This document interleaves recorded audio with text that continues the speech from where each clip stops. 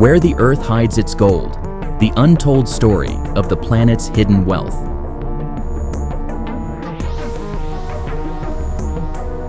For centuries, humanity has been fascinated by one metal, gold.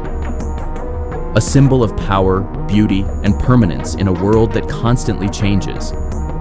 But as nations rise and economies shift, one question grows louder. Where does the Earth still hide its gold, and which countries hold the keys to the planet's hidden wealth? Deep beneath the crust, in the ancient veins of rock that formed millions of years ago, lie the reserves that built empires and destroyed them. Today, much of the easy gold has already been taken. What remains now lies deeper, harder, and more dangerous to reach, buried beneath deserts, frozen tundras, and rainforests that breathe for the planet. In Australia, the golden heart of the modern world beats below the red deserts of Western Australia.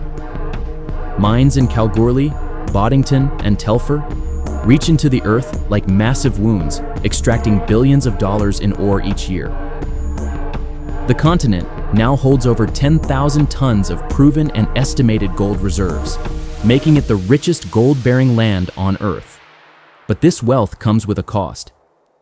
Each year, the soil grows drier, water becomes scarcer, and the balance between industry and nature becomes harder to keep.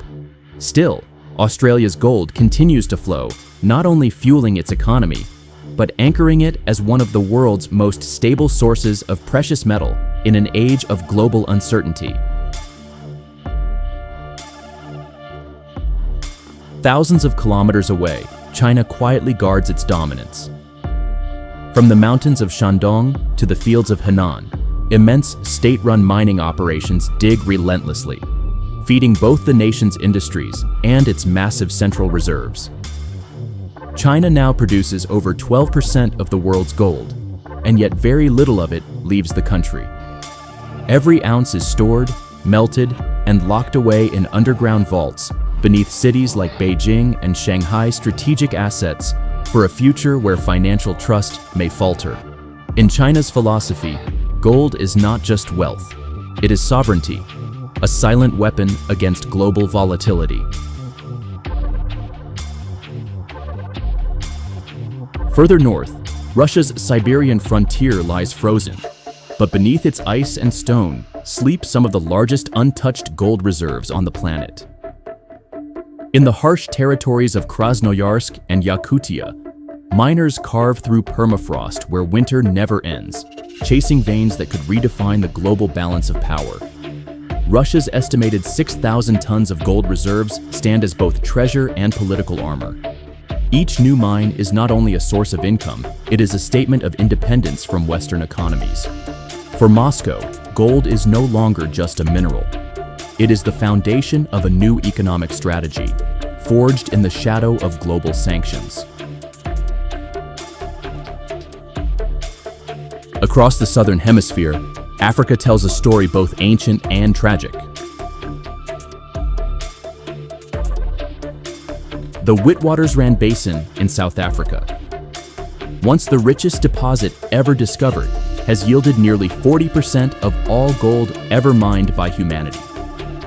But after more than a century of extraction, its depths now stretch 4 kilometers below the surface, where temperatures rise and air runs thin. Still, new frontiers are emerging. In Ghana, Sudan, and Mali, a new generation of miners is rewriting Africa's golden map. Rivers are sifted by hand, forests are stripped bare, and entire communities depend on the dust of dreams. In these lands, gold is life itself, both the path out of poverty and the cause of endless struggle. In the Americas, the story unfolds across continents of contrast.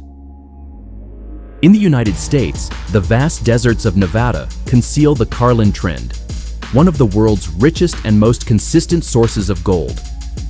Here, mining runs like an industry of precision, regulated, automated, and deeply tied to Wall Street. Farther north, Canada's Yukon and Ontario continue to produce new discoveries, powered by technology that allows miners to reach through frozen ground once thought impossible. But in South America, the same story takes a darker turn.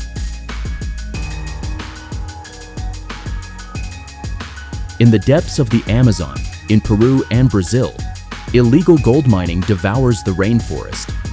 Mercury runs through rivers once alive with fish, and the price of gold climbs as the lungs of the earth suffocate. Every bar of gold pulled from the jungle leaves a scar that may take centuries to heal. In Europe, gold has become a treasure of the past, yet its value has never been forgotten. Countries like Finland, Sweden, and Turkey are reigniting exploration, uncovering small but strategic veins. Meanwhile, nations like Germany and Italy now measure their wealth not in what they dig, but in what they protect. Deep within the vaults of Frankfurt and Rome, billions in gold bars rest quietly, untouched for decades, guarded as the final guarantee of stability when currencies fall and trust fades. In the Middle East, where oil once defined the future, a new race has begun beneath the same sands. Saudi Arabia's Mahd ad-Dahab mine, known since ancient times as the cradle of gold, is being reborn. Billions are invested to turn the kingdom's geological history into its post-oil destiny. Meanwhile, in Dubai, the world's modern gold capital, markets shine with wealth that flows in from every continent. Here, gold is no longer mined, it is traded, refined, and reimagined as the global currency of resilience. And far across the Pacific, in the islands of Indonesia and Papua New Guinea, the next frontier waits. Mountains rich with untapped gold rise from the ocean floor, their veins stretching toward the core of the earth. Yet each new discovery comes with political tension and ecological risk, a reminder that even the planet's final treasures demand a price far beyond money. As the world digs deeper and deeper, experts warn of an approaching era, peak gold. A time when discovering new deposits becomes rarer than the metal itself, when the cost of extraction outweighs the reward. When that day comes, gold will cease to be mined and will only be recycled, traded, and fought over.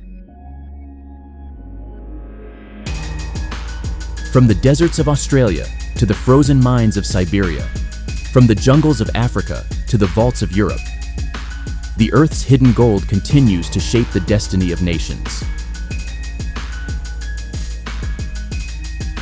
Because in a world built on uncertainty, gold remains the one truth that does not rust, does not fade, and does not lie. And the real question for the future is no longer where the gold is, but who will control what's left when the Earth finally closes her golden veins forever.